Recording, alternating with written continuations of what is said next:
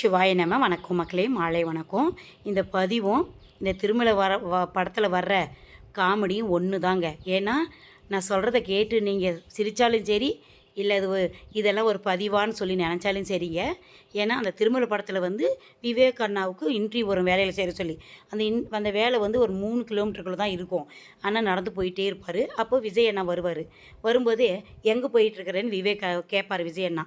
அப்போ சொல்லுவார், நான் இன்ட்ரி வந்திருக்குது, வேலைக்கு போகிறேன்பா, ஏறுபா நான் விட்றேன்னுவா. அப்படி ஏறி போயிட்டுருக்கும்போது ஃபஸ்ட்டு வழி மகளிர் கூட்டம் வரும். கூட்டம் வரும்போது இங்கேயும் வழி இல்லை. சரி, திரும்பி போயிட்டு இன்னொரு வழியே போவாங்க. பால் இடிஞ்சு கிடக்கும், அங்கேயும் வழி இல்லை. இன்னொரு வழியே போவாங்க. ஏன்னா கோரஸமாக கட்சிக்கார் கொடி பிடிச்சிக்கிட்டு போராட்டம் பண்ணிட்டு வருவாங்க, அங்கேயும் வழி இல்லை. இன்னொரு வழி போவாங்க. மினிஸ்டர் வராரு, விஐபிங்க வராங்கன்னு போலீஸுங்க அங்கேயும் வழி விடாது. இப்படி எப்படியோ போய் லாஸ்ட்டில் திருப்பதிக்கே போயிடுவாங்க. 7 குண்டட வடை வெங்கட்ரமணான்னு அங்கே மொட்டை அடிச்சு லட்டு எடுத்து, என்னப்பா இங்கேயே கொண்டாந்து விட்டுட்ட அப்படின்னு அவர் விவேக்கு. ஏப்பா நான் எங்கேயோ இங்கே வந்துட்டு, வாப்பா நம்ம சாமி கும்பிட்டு போகலாம் அப்படின்னுவாங்க. அதை போல தாங்க. ஏன்னா நான் எதுக்குன்னா இந்த பதிவு உங்கள் லாஸ்ட்டில் சொல்கிறேன். விவேக் அண்ணா யாராலையும் மறக்கக்கூடாதுங்க. ஏன் சொல்கிறேன்னா, அப்துல் கலாமியை இன்ட்ரி எடுத்தவர். அப்துல் கலாமுக்கிட்டே பாராட்டு பெற்றத்தக்க மனிதர், மாமனிதர். ஏன்னா எத்தனையோ லட்ச கன்றுகளை மரக்கன்றுகள் நட்டு பேரும் புகழும் பெற்ற பெரிய மகானவர். ஏன்னா எத்தனையோ பேருக்கு நிழல் கொடுத்த மாமனிதன். அவரை யாராலையும் மறக்கக்கூடாது. உயிர் உள்ள வரைக்கும் அவரை மறக்கவே கூடாதுங்க. ஏன்னா அந்தளவுக்கு ஒரு நல்ல மனிதருங்க அவர். அதுபோல் விஜய் அண்ணாவும் அதே மாதிரி தான்.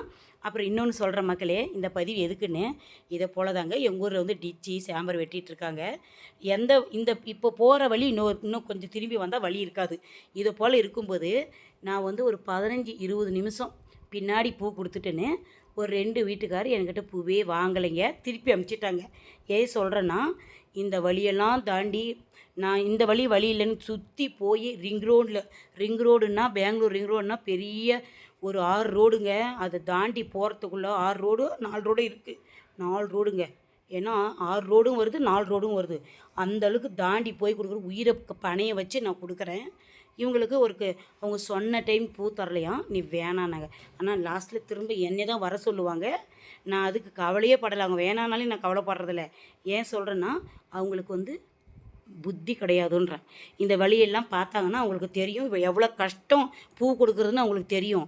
இந்த பதிவு பிடிச்சிருந்தா மகளே கமெண்ட்டில் சொல்லுங்கள், சப்ஸ்கிரைப் பண்ணுங்கள், லைக் பண்ணுங்கள். பை பை மக்களே, அடுத்த பதிவில் பார்க்கலாம். திருச்சிற்றம்பலம். சிவாய நம்ம. என் பைக் பாருங்கள் எங்கே நிற்கிது.